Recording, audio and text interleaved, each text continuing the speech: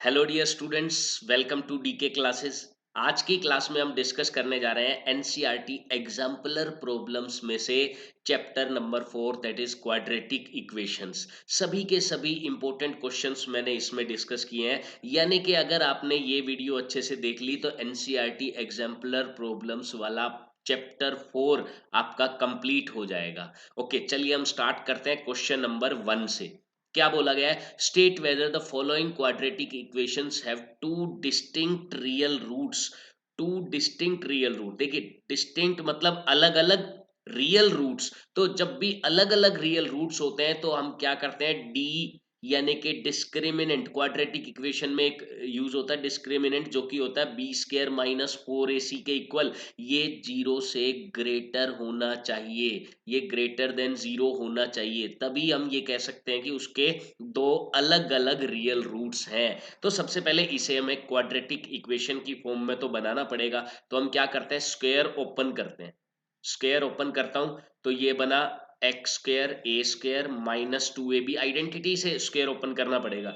ए square minus 2ab plus b square, और minus 2 को इसमें मल्टीप्लाई करता हूं, then minus 2x, then minus 2 equal to 0 है।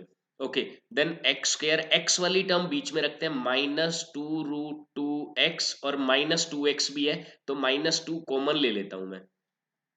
माइनस पहले एक बार चलो लिख देता हूं मैं, माइनस 2x, और ये 2 से 2 कट गया इक्वल टू 0। या थोड़ा और अब कॉमन लेके अगर मैं सिंप्लीफाई करता हूं तो माइनस 2 कॉमन आया, इधर बचा √2 और इधर बचा प्लस का 1, क्योंकि माइनस भी बाहर लिया साइन चेंज हो गया, और x भी कॉमन ले लिया इक्वल टू 0। अब देखो इसमें c तो है ही नहीं, c तो है ही नहीं, क्योंकि स्टैंडर्ड क्वाड्रेटिक इक्वेशन इस फॉर्म में होती है a x square plus b x plus c. जो एक्स स्क्वायर का कोफिशिएंट है वो ए है, एक्स का कोफिशिएंट बी है, और कांस्टेंट होता है सी, कांस्टेंट सी होता है। तो इसमें सी तो जीरो है, यानी कि सिर्फ क्या बचा, डी कैसे निकालेंगे हम, बी का स्क्वायर यानी कि माइनस 2 इंटू √2 प्लस 1, इसका स्क्वायर करना है बी स्क्वायर माइनस 4 इंटू ए, जो कि एक्स स्क्वायर का कोफिशिएंट है 1 इंटू सी, ये तो जीरो ही है, ये तो जीरो है, तो इसको तो हम सीधा हटा ही सकते हैं, इसका तो कोई लेना देना ही नहीं है, क्योंकि जीरो मल्टीप्लाई करेंगे सब जीरो हो जाएगा। अब हमें ये देखना है ग्रेटर देन जीरो है कि नहीं। भाई स्क्वायर हो रहा है, अब अंदर कोई भी टर्म हो, किसी भी नंबर का तुम स्क्वायर करोगे, चाहे वो पॉजिटिव हो या नेगेटिव, आंसर हमेशा पॉजिटिव ही आता है, जीरो से बड़ा ही आएगा, हमें पता चल गया। अगर ये जीरो से बड़ा है तो हम लिख सकते हैं yes, this quadratic equation have two distinct real roots, उसके दो डिस्टिंक्ट रियल रूट्स होंगे। तो इस तरीके से सोल्व करना था। नेक्स्ट क्वेश्चन हम देख लेते हैं। नेक्स्ट क्वेश्चन, क्वेश्चन वही है, बस हमें चेक करना है कि टू डिस्टिंक्ट रियल रूट्स हैं कि नहीं। तो इसमें roots, square root of 2x square, इस टाइप के क्वेश्चन में हम क्या करते हैं, जो डिनोमिनेटर है ना, डिनोमिनेटर अगर जैसे सेम डिनोमिनेटर है √2 तो कोई प्रॉब्लम नहीं है, अगर अलग अलग डिनोमिनेटर है तो उनका एलसीएम हम मल्टीप्लाई कर देते हैं। अच्छा सेम है तब क्या करना है, जो सेम डिनोमिनेटर है वही मल्टीप्लाई कर दो। होगा क्या इससे, डिनोमिनेटर √2 है, मैंने √2 मल्टीप्लाई कर दिया पूरी इक्वेशन में, इससे क्या होगा, डिनोमिनेटर खत्म हो जाएगा। देखिए कैसे, मैं √2 मल्टीप्लाई कर देता हूं, तो इधर आया √2x square minus 3/√2x plus 1/√2, और इक्वल टू 0 इंटू √2, तो 0 ही रहेगा, बोथ साइड करना है। तो √2 इसमें किया तो ये बना 2x स्क्वायर, √2 को इसमें मल्टीप्लाई किया तो √2 से √2 कट हो जाएगा, इधर आएगा माइनस का 3x, और √2 इसमें मल्टीप्लाई किया तो आएगा प्लस का 1। इसको पता लगाना बहुत ज्यादा इजी है, हम d निकालते हैं, that is b square minus 4ac, b square minus 4 into a into c. तो ये क्या बन रहा है, 9 माइनस 8 बन रहा है, जो कि 1 के इक्वल होता है, विच इज ग्रेटर देन 0। तो इसका भी टू डिस्टिंक्ट रियल रूट्स इसमें भी होंगे। ओके, अगला क्वेश्चन हम देखते हैं, क्या बोला गया, find the roots of the quadratic equations by using quadratic formula in each of the following. Quadratic formula मैं आपको बता देता हूं क्या है। क्वाड्रेटिक फॉर्मूला में x की वैल्यू हम निकालते हैं कैसे, minus B plus minus square root of B square minus 4ac over 2a। इस तरीके से हम क्वाड्रेटिक फॉर्मूला से x की वैल्यू निकाल सकते हैं, ये होता है क्वाड्रेटिक फॉर्मूला। ओके, तो इसमें a b और c हम अलग अलग करके लिख लेते हैं ताकि हमें प्रॉब्लम ना हो। a एक्स स्क्वायर का कोफिशिएंट, b x का कोफिशिएंट और c कांस्टेंट दैट इज -6। तो x की वैल्यू अब कैसे निकलेगी? x निकलेगा -b plus minus square root of b square. अब 2 का स्क्वायर होता है 4 और √2 का स्क्वायर होता है 2, तो 4 2 जा 8, इसका स्क्वायर हुआ 8, -4 इंटू 1 इंटू -6, तो +24 हो गया, ये +24 हो गया। और divided by 2a that is 2। तो अच्छा सोल्व करते हैं इसको। तो मैं देख रहा हूं ये तो हुआ -2√2 प्लस इधर क्या बन रहा है, √32 बन रहा है। √32 को मैं लिख सकता हूं 16 इंटू 2, 16 2 जा 32 ही होता है। ओके, अब फायदा क्या है, देखो √16 को 4 लिखा जा सकता है, -2√2 प्लस 4√2 डिवाइडेड बाई 2। अच्छा, यहाँ प्लस माइनस दोनों ही है, प्लस माइनस दोनों है, यानी कि एक बार प्लस करते हैं और एक बार माइनस करते हैं और दोनों रूट्स निकालते हैं। देखो मैंने प्लस का साइन यूज किया तो -2√2 प्लस 4√2, 2√2 बन गया, 2√2, और नीचे 2 है यानी कि √2 आ गया पहला रूट। और दूसरा दोनों ही माइनस के लूंगा तो -2√2 -4√2 -6√2, और नीचे 2 है यानी कि इसके रूट्स निकल गए, एक तो √2 और एक -3√2। ये दो इसके रूट्स निकलेंगे बाय क्वाड्रेटिक फॉर्मूला। ओके, अब नेक्स्ट पार्ट देखते हैं इसी का नेक्स्ट पार्ट देखते हैं। देखो अब फिर से वही डिनोमिनेटर है, हम डिनोमिनेटर को खत्म करना चाहते हैं तो क्या करते हैं, 2 से मल्टीप्लाई कर देते हैं through out the equation, both side. तो मैंने 2 से मल्टीप्लाई किया तो ये बना एक्स स्क्वायर, ये बना 2√11x, और ये बना 2 इक्वल टू 0। देखो क्वाड्रेटिक इक्वेशन थोड़ा सिंपल हो गई as compare to previous one, denominator खत्म हो गया ना, डिनोमिनेटर खत्म हो गया। तो अब हम फॉर्मूला यूज कर सकते हैं दैट इज -b।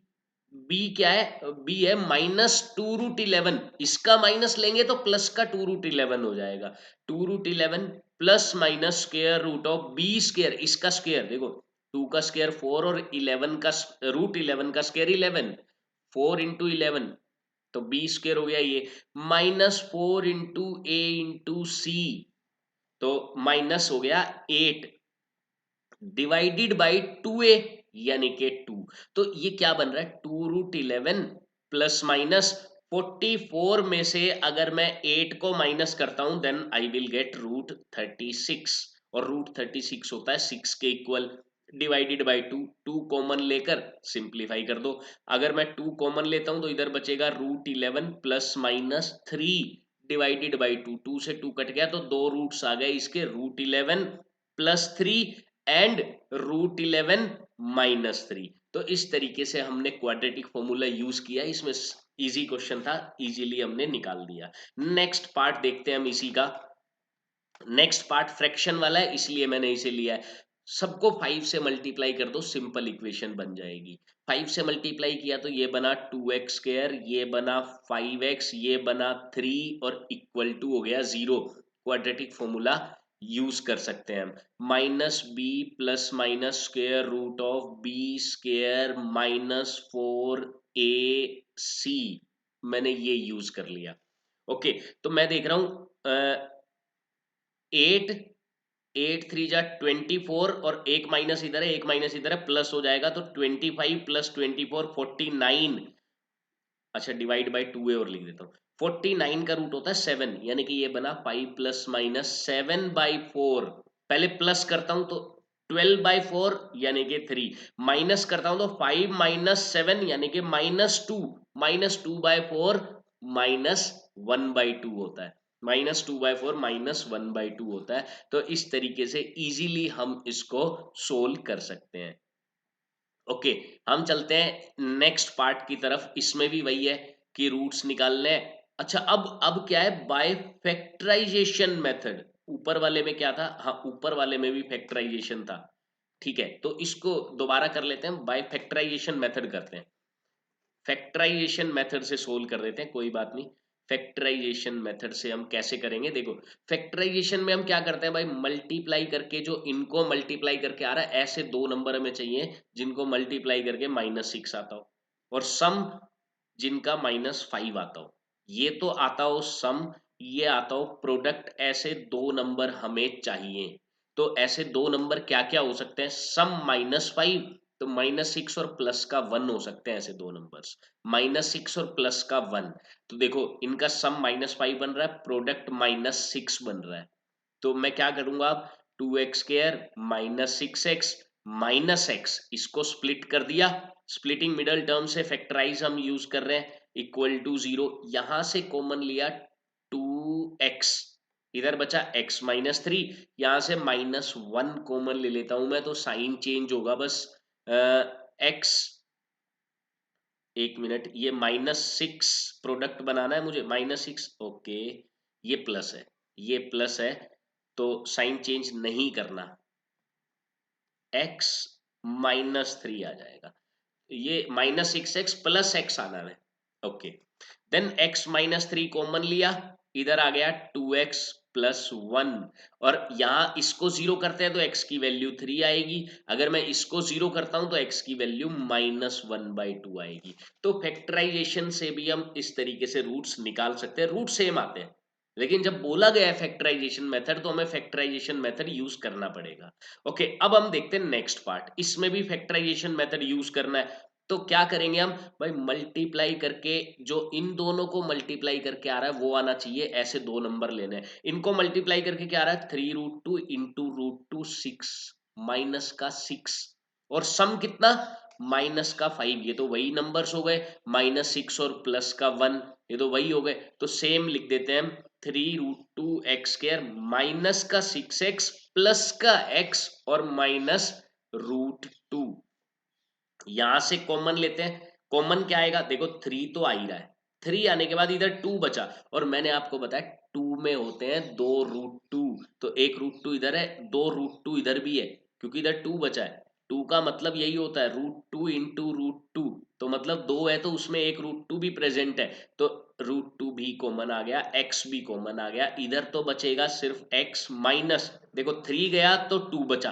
अब 2 में से एक √2 गया तो एक √2 और बच गया, ओके, इधर कुछ भी नहीं है, 1 ले लेते हैं, कुछ नहीं है तो x -√2, वो इसलिए लिया है बस ताकि थोड़ा सा पैटर्न बना रहे अपना, तो x -√2 कॉमन लिया, इधर से आ गया 3√2x प्लस 1 इक्वल टू 0, यहां से x की वैल्यू √2 आ रही है, यहां से x की वैल्यू, इसको जीरो करेंगे तो -1/3√2 आ जाएगी। तो इस तरीके से हम दोनों के दोनों रूट्स फाइंड कर सकते हैं, ये भी इजी था। नेक्स्ट पार्ट हम देखते हैं, ये भी वही है, फैक्टराइजेशन मेथड से ही हमें सोल्व करना है इसको, तो करते हैं, देखिए ध्यान से, सबसे पहले वही दो नंबर हमें लेने हैं जिनका सम आता हो 5√5, और जिनका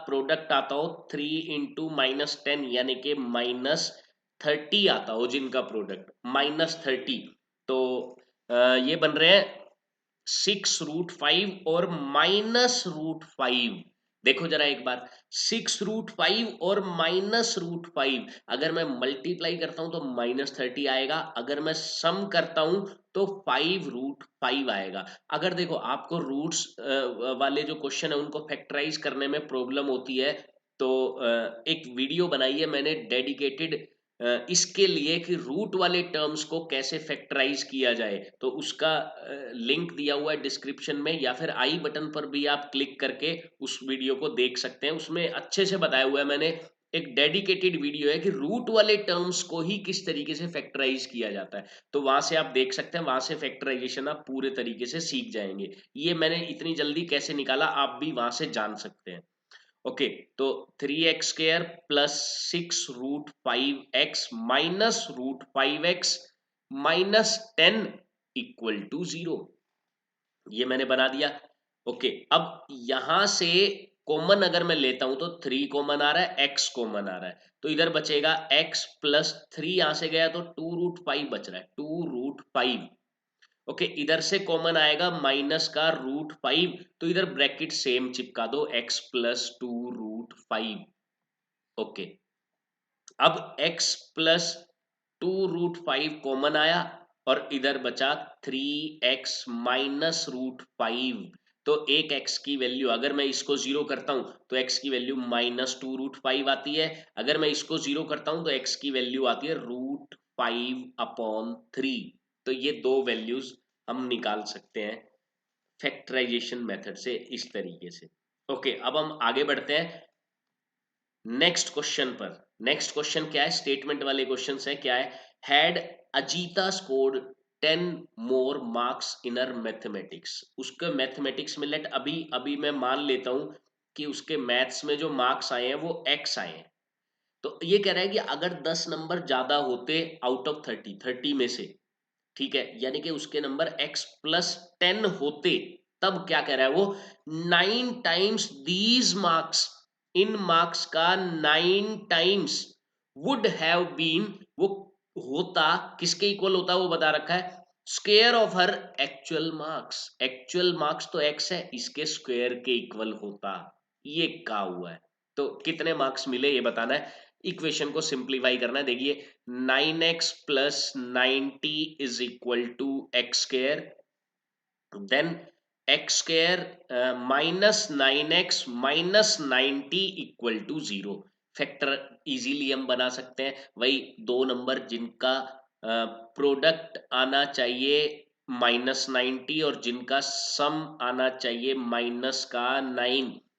तो माइनस का 15 ले लो और प्लस का 6 ले लो, 15 6 के 90, तो -15 और +6, यानी कि डायरेक्ट फैक्टर लिख देता हूं मैं, x minus 15 x plus 6 equal to 0। Okay, इसको अगर जीरो करता हूं तो x की वैल्यू 15 होगी, इसको अगर जीरो करता हूं तो x की वैल्यू -6 होगी। -6 को हम रिजेक्ट करेंगे क्योंकि मार्क्स माइनस में नहीं होंगे, मार्क्स प्लस में ही होंगे। तो x की वैल्यू 15, यानी कि उसके ओरिजिनल मार्क्स कितने हैं, 15 के इक्वल है। 15, how many marks did she get in the test, 15 marks.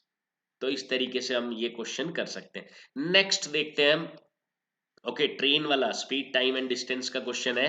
A train travels at a certain average speed for a distance of 63 kilometres.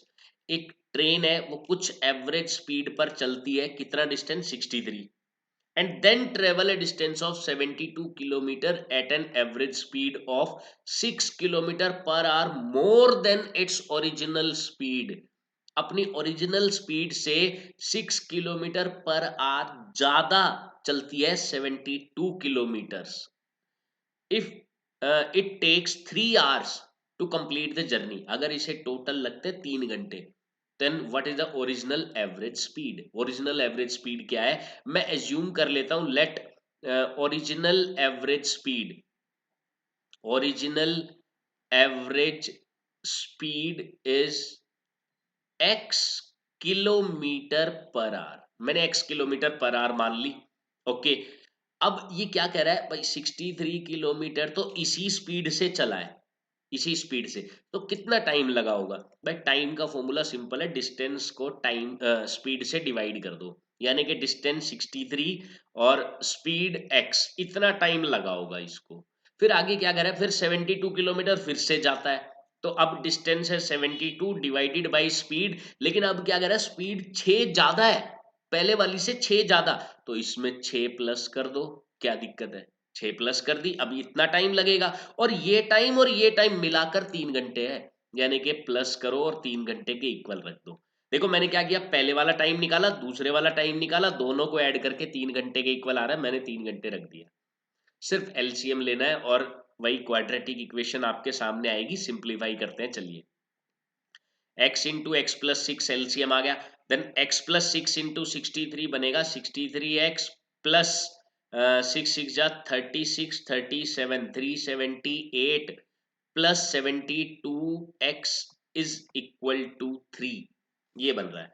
Okay, अगर मैं इन दोनों को ऐड करता हूं then I will get 135x, और ये है 378 इक्वल टू 3 में मल्टीप्लाई करता हूं इसको, तो एक्स स्क्र इंटू 3 और 6x इंटू 18x 18x 3 से डिवाइड कर देते पूरी इक्वेशन को, क्योंकि हर एक नंबर 3 से डिवाइड हो रहा है। तो 3 से डिवाइड किया तो क्या बनेगा, 45x प्लस 3 1 जा 3 3 2 जा 6 3 6 जा 18 इज इक्वल टू 3 से ये डिवाइड किया तो एक्स स्क्र और 3 से इसे डिवाइड किया तो 6 3 जा 18, यानी कि फाइनल इक्वेशन बन रही है एक्स स्क्र 45 को मैं इधर लेके आता हूँ, 45 में से 6 माइनस किया तो माइनस का 39x बन रहा है। 126 को मैं इधर लेके आया तो ये बन रहा है -126 इक्वल टू 0,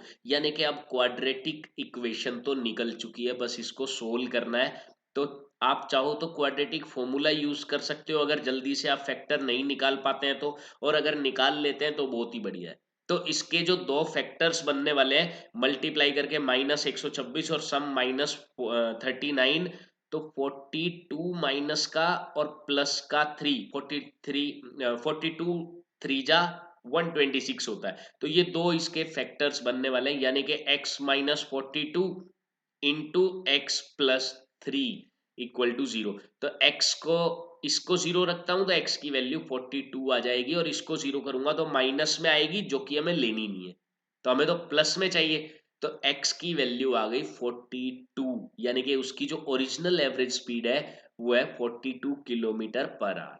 तो इस तरीके से इस क्वेश्चन को हमें सोल्व करना था। ओके, नेक्स्ट हम देखते हैं, नेक्स्ट क्या है, find whether the following equations have real roots, if real root exist find them. Check करो कि रियल रूट एग्जिस्ट करते हैं क्या, अगर करते हैं तो उन्हें फाइंड भी करें। तो ये फ्रैक्शन वाला था इसीलिए मैंने उठा लिया, फ्रैक्शन और रूट वाला मैंने कोई भी पार्ट नहीं छोड़ा है, सभी पार्ट ले लिए हैं ताकि आपको कोई भी प्रॉब्लम ना हो। तो एलसीएम लेना पड़ेगा सबसे पहले हमें इसमें, ऐसे क्वेश्चंस में हम एलसीएम लेते हैं और देन x की वैल्यू फाइंड करते हैं। अच्छा, इसमें क्लियरली ये लिखा है x नॉट इक्वल टू 3/2, आप देखते होंगे ये काफी क्वेश्चंस में लिखा होता है, इसका क्या कारण होता है, इसका कारण ये होता है कि डिनोमिनेटर में जीरो ना बन जाए, क्योंकि समथिंग अपॉन जीरो क्या होता है, नॉट डिफाइंड, नॉट डिफाइंड होता है। तो अगर बाई चांस x की वैल्यू हमारी ये निकल रही है तो हम ये बोल देंगे कि ये इसके इक्वल नहीं है। क्यों नहीं है, देखो अब 3/2 यहाँ पुट करके देखो, x की जगह नीचे जीरो बन रहा है, या फिर 5 अगर हमने यहाँ पुट किया तो यहाँ जीरो बन जाएगा। तो दोनों ही वैल्यू हम ले ही नहीं सकते, क्योंकि वहां से कहीं ना कहीं तो जीरो बन ही रहा है, तो एक टर्म तो नॉट डिफाइंड हो ही जाएगी। तो नॉट डिफाइंड हमें चाहिए नहीं होता है, तो इसलिए ये नॉट इक्वल टू लिखा होता है। खैर हम आते हैं वापस क्वेश्चन पर। एलसीएम मैंने लिया, पहले दोनों को मल्टीप्लाई ही कर दिया मैंने एलसीएम में। ओके, इधर आया x plus 5 plus 2x minus 3 और इक्वल टू में आ गया 1। देन ये तो बन रहा है 3x और 5x माइनस 5 है ना, मैंने गलती से x प्लस 5 लिख दिया, x माइनस 5। ओके, -5 -3 बना माइनस का 8 और इक्वल टू 2x स्क्वायर, देखो 1 से मल्टीप्लाई करना है तो सेम ही लिख देंगे हम, equal to 2x square, then -10 -3 -13x, then -3 -5 plus 15, ये बन रहा है। सिंप्लीफाई कर लेते हैं थोड़ा, ये बनेगा 2x स्क्वायर, देन ये -3 इधर आएगा तो -16x, -8 इधर आएगा तो +8 हो जाएगा, जो कि 23 बन जाएगा। ठीक है, तो पहले डी निकाल लेते हैं, ये चेक करने के लिए कि find whether the following equations have real root. Real के लिए क्या क्राइटेरिया होता है, डी या तो जीरो से बड़ा हो या जीरो के इक्वल हो, दोनों ही केस में रियल होते हैं। जब डी जीरो के इक्वल है तो रियल एंड इक्वल रूट्स होते हैं, और जब डी ग्रेटर देन जीरो है तो रियल एंड डिस्टिंक्ट रूट होते हैं, लेकिन रियल दोनों केस में होते हैं। तो अब हम डी निकाल लेते हैं, डी क्या होता है, B square -4ac, B square मैंने किया तो -16 का square, -4 into a into C. Okay, तो ये बन रहा है 256 -4 2 जा 8, 8 को मल्टीप्लाई करता हूं तो 184 आ रहा है। 8 से अगर मैं मल्टीप्लाई करता हूँ, 8 3 जा 24, 8 2 जा 16, 184 आ गया। अब ये तो मुझे दिख रहा है कि ये नंबर बड़ा है, तो ये ग्रेटर देन जीरो, जीरो से बड़ा होगा, ये जीरो से बड़ा होगा। तो इसका मतलब रियल रूट है और दोनों अलग अलग है, डिस्टिंक्ट है, क्योंकि ग्रेटर देन जीरो के केस में डिस्टिंक्ट होता है। अब ये कह रहा है फाइंड करो, फाइंड कर लेते हैं, फाइंड कर लेते हैं। सबसे पहले माइनस ये डी की वैल्यू एग्जैक्ट ही निकाल लेता हूं मैं। डी किसके इक्वल आया, 4 माइनस किया 2 बच गया, देन ये माइनस किया तो 7 बच गया। डी की वैल्यू 72 आ रही है, डी की वैल्यू 72 आ रही है। अब मैं क्वाड्रेटिक फॉर्मूला लगा के रूट्स निकाल लेता हूँ एक्स की वैल्यू, यानी कि माइनस बी, बी क्या है माइनस का 16 है, तो इसका माइनस प्लस का 16 हो जाएगा। Then minus B plus minus square root of D, सीधा डी लिखते हैं ना क्योंकि हमारे पास डी की वैल्यू तो है ही, तो सीधा square root of 72 divided by 2a यानी कि 4। देखो 72 को मैं लिख सकता हूँ 36 इंटू 2, तो 36 बाहर आके 6 बन गया और 2 अंदर रह गया, सिंपल सी बात है।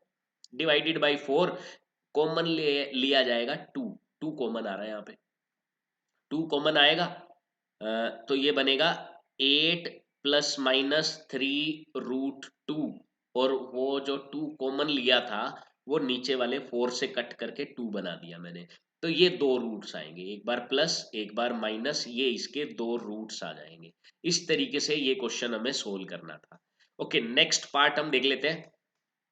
नेक्स्ट पार्ट, फाइंड वेदर, ये सेम क्वेश्चन है, बस वही हमें निकालना है इसको। तो पहले मैं डी की वैल्यू निकालता हूँ। बी स्क्वायर, इसका स्क्वायर कितना होगा, 5 का स्क्वायर होता है 25 और इसका होता है 5, तो 25, 5 जा 125, 125 बन गया ये। ओके, माइनस 4 इंटू ए, ये याद है ना आपको, b square minus 4ac into c क्या है 70, तो क्या बना 125, ये -70 है तो प्लस 280, प्लस 280। अब देखो दिख ही रहा है कि ये ग्रेटर देन जीरो है क्योंकि दोनों की दोनों वैल्यूज प्लस में है यहाँ पर, तो ये तो बना 5, ये बना 40, 405 बन रहा है, 405।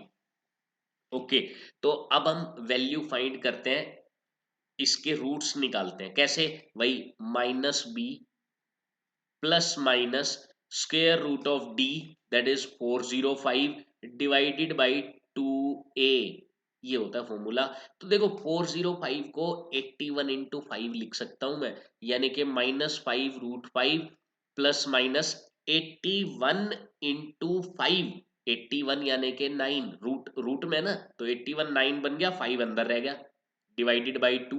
तो एक बार प्लस कर दो एक बार माइनस, प्लस करेंगे तो -5 रूट 5 प्लस 9 रूट 5, ये बनेगा 4 root 5 upon 2, that is 2 root 5, एक रूट तो ये आ गया। अच्छा दूसरा रूट माइनस कर देते हैं, -5 -9 -14 रूट 5 डिवाइडेड बाई 2, यानी कि ये -7 आ गया। तो दो रूट्स, 2 रूट 5 एंड -7 रूट 5, ये दोनों रूट्स इसके निकल चुके हैं, ये दोनों रूट्स इसके निकलेंगे। इस तरीके से इसको हम सोल्व कर सकते हैं इजीली। अब आगे क्वेश्चन हम देखते हैं, नेक्स्ट क्वेश्चन। नेक्स्ट क्या है, फाइंड नेचुरल, अब सारे के सारे स्टेटमेंट वाले क्वेश्चन ही बचे हैं, सारे के सारे स्टेटमेंट वाले।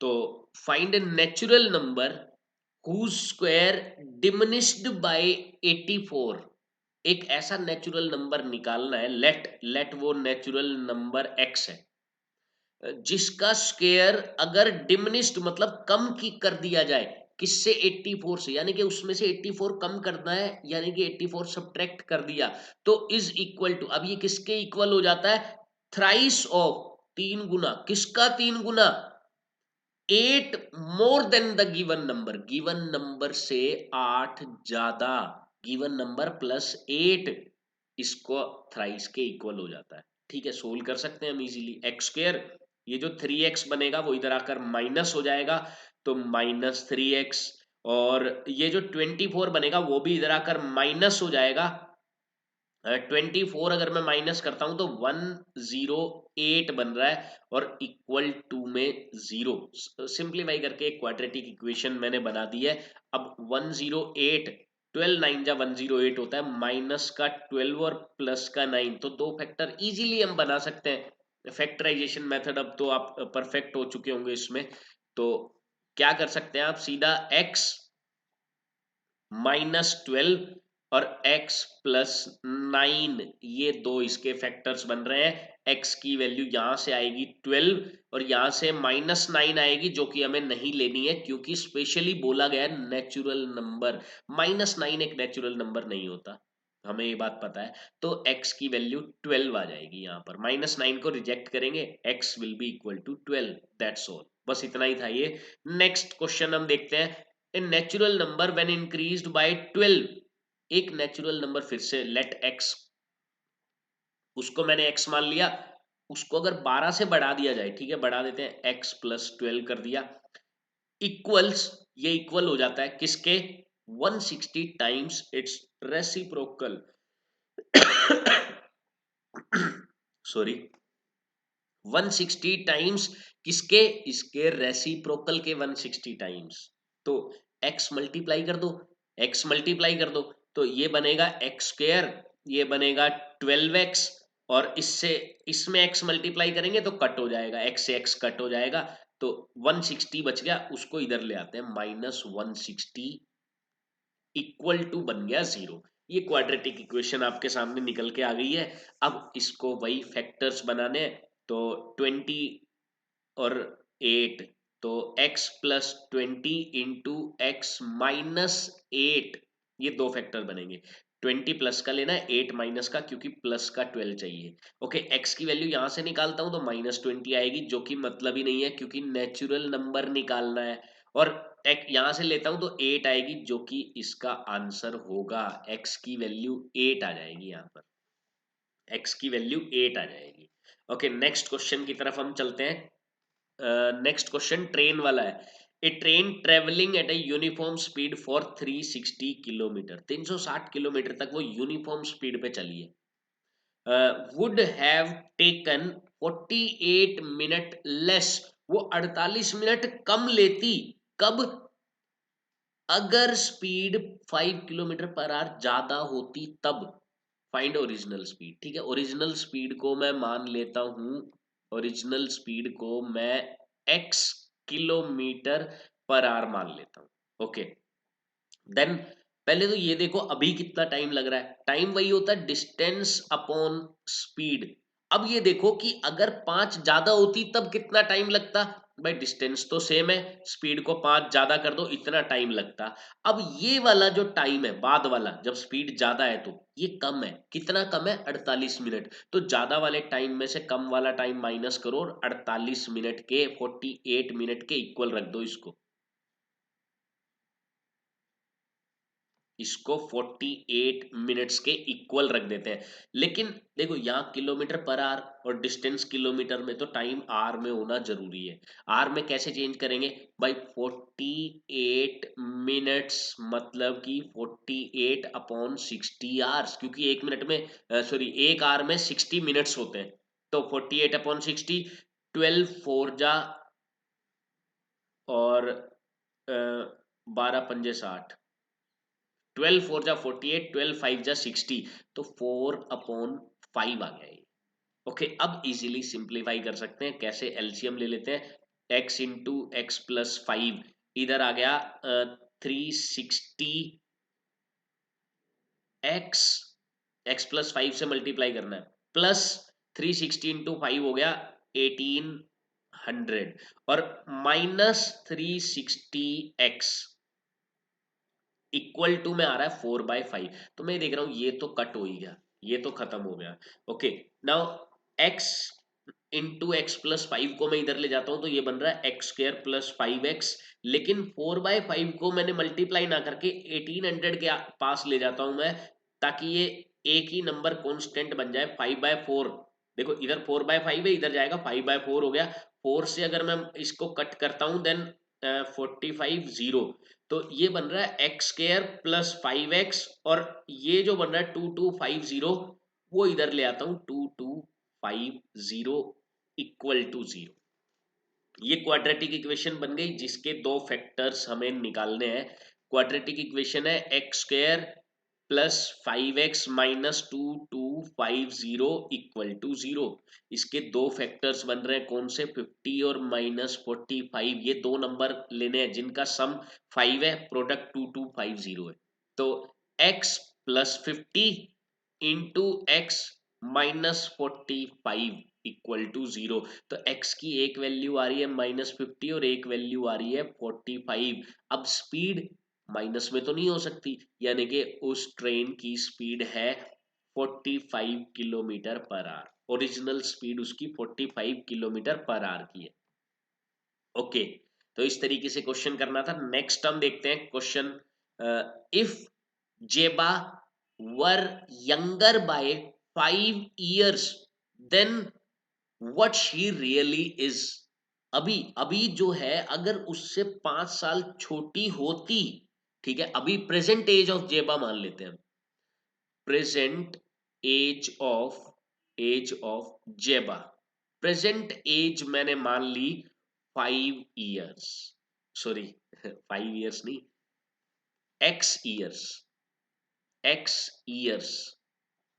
ओके, अब ये क्या कह रहा है, ये इससे अगर 5 साल छोटी होती यानी कि -5 कर दिया, then the square of her age, अब इसका स्क्वायर वुड हैव बीन क्या होता, 11 मोर देन, 11 ज्यादा होता। किससे 11 ज्यादा है, 11 प्लस करना है, किस में करना है वो देख लेते हैं। 5 times हर एक्चुअल एज, उसकी एज एक्चुअल एज का 5 times से 11 ज्यादा प्लस 11 ये होता। ठीक है, कंडीशन दे दी हमने, इक्वेशन बना दी, सोल्व कर देते हैं भाई। X square minus 10x plus 25 equal to 5x plus 11, यहां पर स्क्वायर ओपन किया है मैंने। सोल्व करते हैं, और एक्स स्क्र ये इधर आया तो माइनस का 15x हो गया, और ये इधर आया तो प्लस का 14 हो गया इक्वल टू 0। दो फैक्टर्स, बहुत इजी है, बहुत इजी है। x माइनस 14 और x माइनस 1 हो जाएगा। तो x की वैल्यू एक आएगी 14 और एक आएगी 1।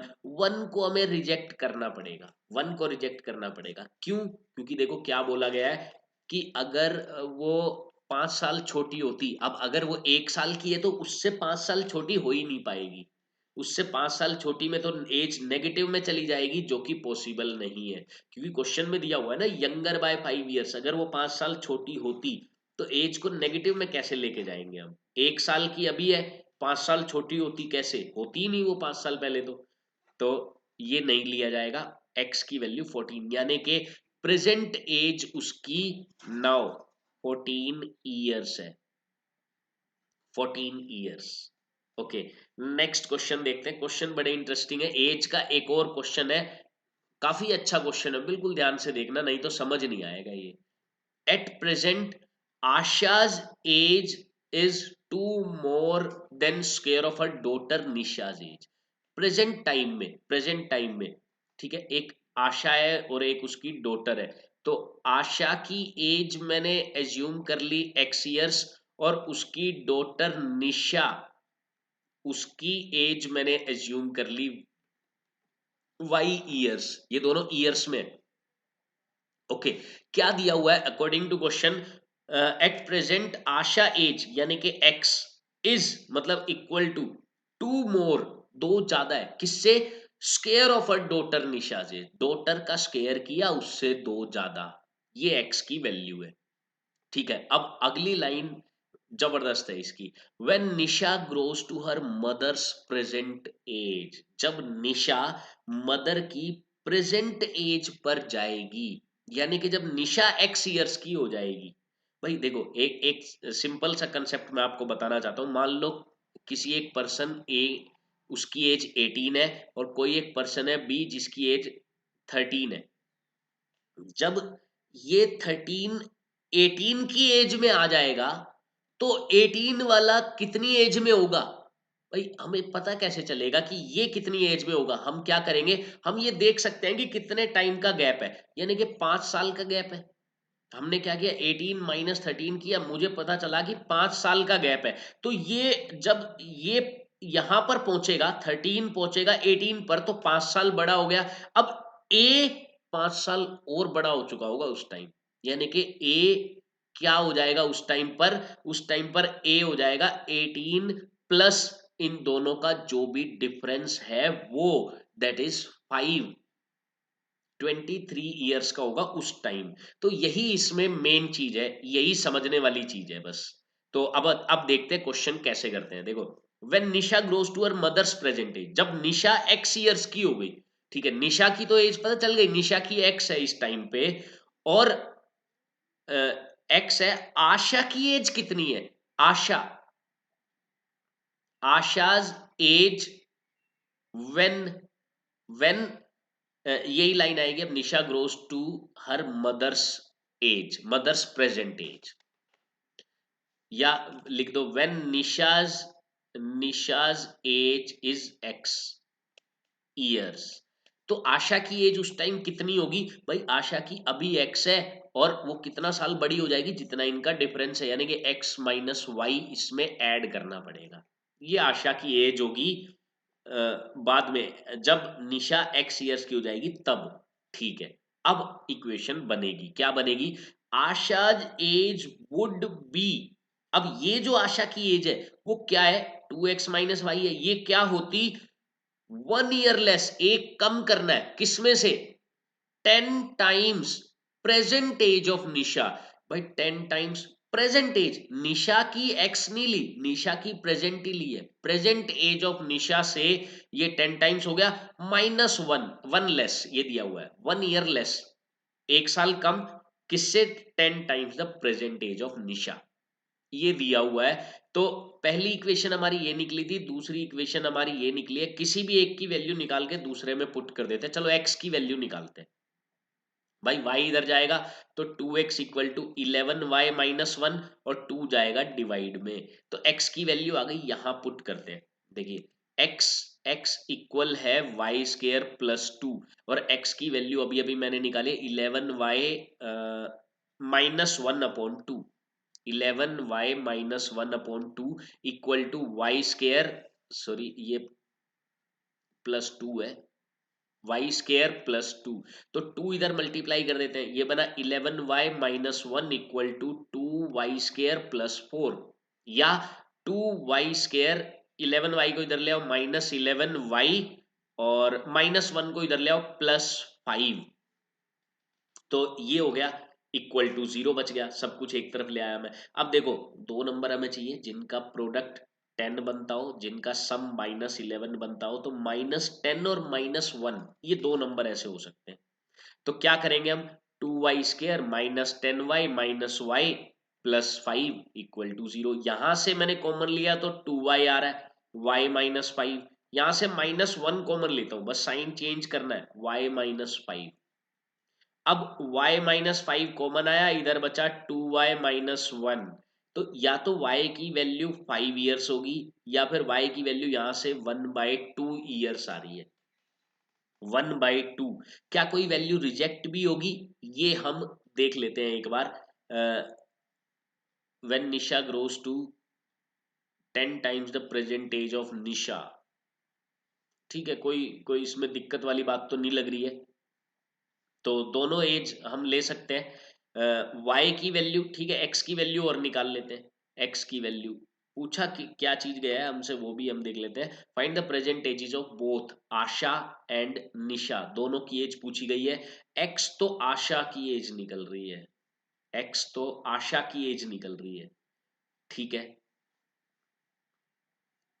यहाँ y निकली है, y यानी कि उसकी डॉटर, तो x आशा की एज क्या होगी, y का स्क्वायर, 5 का स्क्वायर हुआ 25 प्लस 2, यहां से निकाल रहा हूं मैं, x की वैल्यू 27, अच्छा दूसरे केस में क्या होगा, जब x की वैल्यू 1/2 है, तो 1/2 का स्क्वायर हुआ 1/4 प्लस 2, ये हाफ है, तो ये मुझे लग नहीं रहा कि ऐसा पॉसिबल होगा, क्योंकि कोई 1/4 ईयर्स में कहाँ से मदर बन सकती है, तो ये हमें रिजेक्ट करना पड़ेगा, हम जाएंगे इसकी तरफ, 27 ईयर्स उसकी मदर की एज होगी, और उसकी डॉटर की एज होगी 5 ईयर्स, उसकी डॉटर की प्रेजेंट एज 5 ईयर्स होगी, तो इस तरीके से इस क्वेश्चन को हम इजीली सोल्व कर सकते हैं।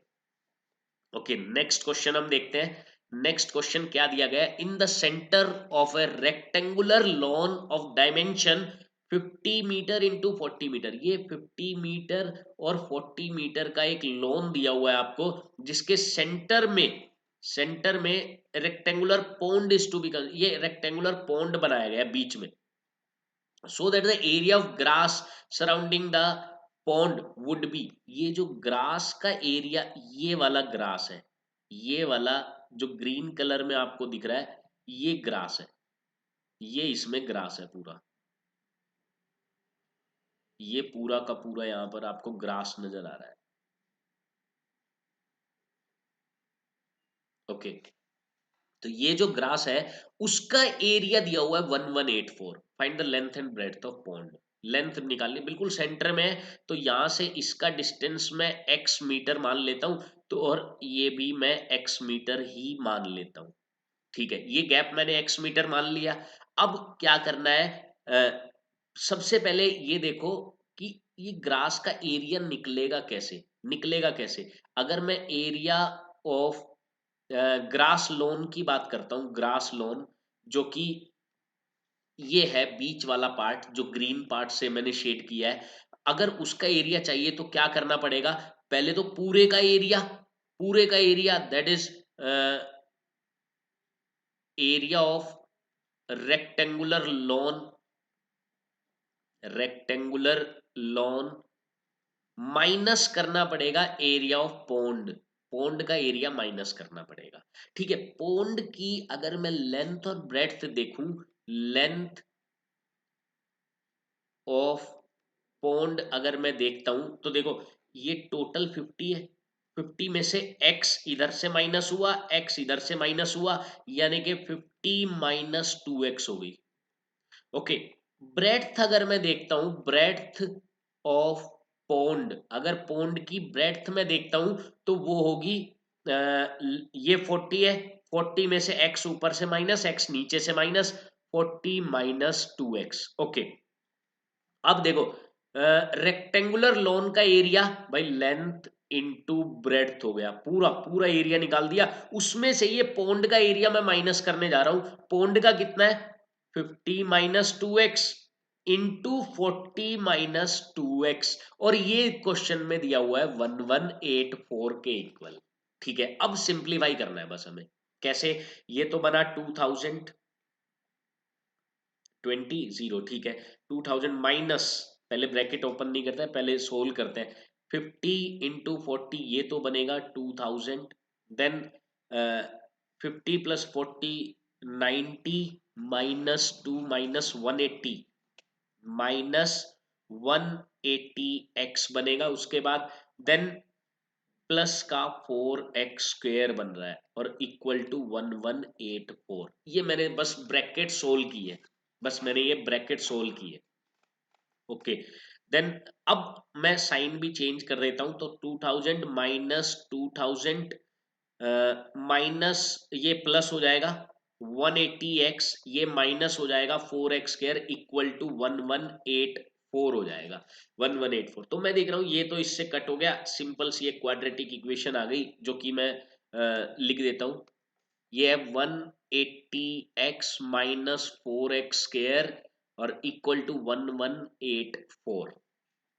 थोड़ा सिंप्लीफाई करते हैं, देन देखते हैं क्या आता है। 4x स्क्वायर में पहले 4 से डिवाइड ही कर लेते हैं तो थोड़ा इजी हो जाएगा, 4 को x स्क्वायर को इधर ले जाता हूँ मैं और 4 से डिवाइड भी करता हूँ तो प्लस का x स्क्वायर, इससे 4 से डिवाइड किया तो 45x और इधर लेके गया तो माइनस 45x।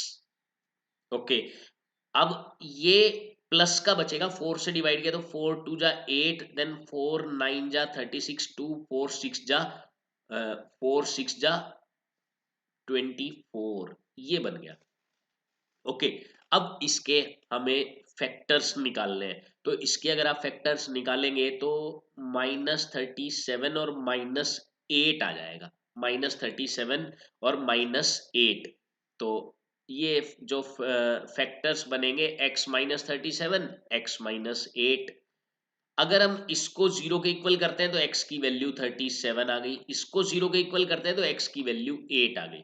अब देखो एक वैल्यू रिजेक्ट हो सकती है क्या, यहां से देखते हैं, देखो x अगर 37 हो गया, 37 हो गया तो देखो ब्रेड्थ पॉन्ड की कितनी आ रही है 40 माइनस 37 इंटू टू, या लेंथ कितनी आ रही है 50 माइनस 37 इंटू टू, नेगेटिव में आएगी दोनों लेंथ और ब्रेड्थ, अगर मैंने 37 को ले लिया तो 8 हो सकती है, 8 में कोई प्रॉब्लम नहीं है, यानी कि x की वैल्यू 8 है, x की वैल्यू 8 है। पूछा क्या गया है क्वेश्चन में पूछा गया find the length and breadth of pond, pond की लेंथ और ब्रेड्थ निकालनी है, ठीक है निकालते हैं।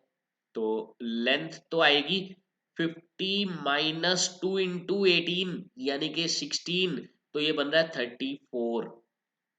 34 मीटर हो गई। और उसके बाद ब्रेड्थ कितनी बन रही है, ब्रेड्थ वो बन रही है 40 - 16, 40 में से 16 माइनस किया तो 24 मीटर बन रही है। तो इस तरीके से इसको इजीली सोल्व कर सकते हैं। ओके, नेक्स्ट देखते हैं, और भी इजी तरीका है इसका, चलिए आप सोचिए उसको। एक और भी तरीका है जो कि आप सोच सकते हैं, इजीली निकाल सकते हैं उससे भी। हम चलते हैं लास्ट क्वेश्चन की तरफ, ये इसका लास्ट क्वेश्चन है, अच्छे से देखना है। क्या बोला गया, at T minutes past 2 PM, ये देखो, ये क्या कह रहा है कि 2 बजने के टी मिनट बाद, टी मिनट जैसे 2 बज के कुछ मिनट हुए हैं, the time needed by the minute hand of clock to show 3 PM was found to be 3 minutes less than t square upon 4 minutes। ध्यान से समझिए पहले क्या कह रहा है भाई, 2 बज गए, 2 बजने के बाद कुछ मिनट हुए, मान लो वो मिनट वाली सुई यहां पहुंची है, मान लो जैसे ये टी मिनट्स हो गए, ये हो गए टी मिनट्स, तो ये 2 बजने में, अब ये सुई यहां पर पहुंच जाए, 12 पर पहुंचेगी तभी तो 3 बजेंगे, ये सुई 12 पे, यानी कि अभी 3 बजने में कितने मिनट बाकी है, 3 बजने में बाकी है 60 में से ये जो टी है वो माइनस कर दो, क्योंकि टोटल मिनट 60 ही होते हैं, 60 में से टी माइनस कर दिया तो 3 बज जाएंगे। अब ये इसी टाइम की बात कर रहा है, इसी टाइम की, the time needed by the minute hand of clock to show 3 PM, मतलब 2 बजकर कुछ मिनट हो चुके हैं लेकिन 3 बजने में जितने मिनट बाकी है वो बता रहा है, कितने मिनट बाकी है, 60 माइनस टी मिनट बाकी है, वो फाउंड होते हैं, यानी कि वो किसके बराबर है, 3 मिनट लेस, किससे 3 मिनट, t² बाय 4 से, t² बाय 4 से 3 मिनट लेस के इक्वल है ये, बस इतना सही था। सोल्व करते हैं जरा इसको, t² बाय 4, देन इसको मैं इधर लाता हूं तो प्लस टी हो गया, इसको मैं इधर लाता हूं तो -63 हो गया, और इक्वल टू है 0। तो सिंप्लीफाई कर सकते हैं इजीली हम, कैसे करेंगे, पहले 4 से मल्टीप्लाई कर देते हैं, then t² plus 4t minus 4 से अगर मैं करूंगा तो 24 25, 4 3 जा 12, 24 25, ठीक है, इक्वल टू 0, इक्वल टू 0, ये बन गया। अब हमें इसके फैक्टर्स बनाने हैं, तो फिर से वही इसके दो फैक्टर्स निकल के आएंगे, 14 प्लस का 14 माइनस का लेना है 18 नेगेटिव, -18 प्लस 14, ये दो निकल के आएंगे, आप चेक कर लेना इसको। और सिंप्लीफाई करते हैं, t² सीधा मैं फैक्टर्स ही लिख देता हूं, दैट t-18 इंटू t+14, तो t की वैल्यू 18 आ गई, यहां से नेगेटिव है जो कि टाइम नेगेटिव में तो हो ही नहीं सकता, तो 18 मिनट्स t की वैल्यू होगी, इसमें t ही पूछा था, t निकालो। तो अभी 2 बजकर 18 मिनट हुए हैं, तो 3 बजने में कितने मिनट बाकी है वो आप देख लो, और वेरीफाई भी करके आप चेक कर सकते हैं। तो okay dear students, NCERT exemplar problems के जो भी जितने भी इंपॉर्टेंट क्वेश्चंस थे हमने सारे के सारे कर लिए हैं, ये अगर आपने अच्छे से कर लिए तो एनसीईआरटी एग्जाम्पलर प्रॉब्लम में और कुछ भी नहीं बचता है। Okay dear students, all the best.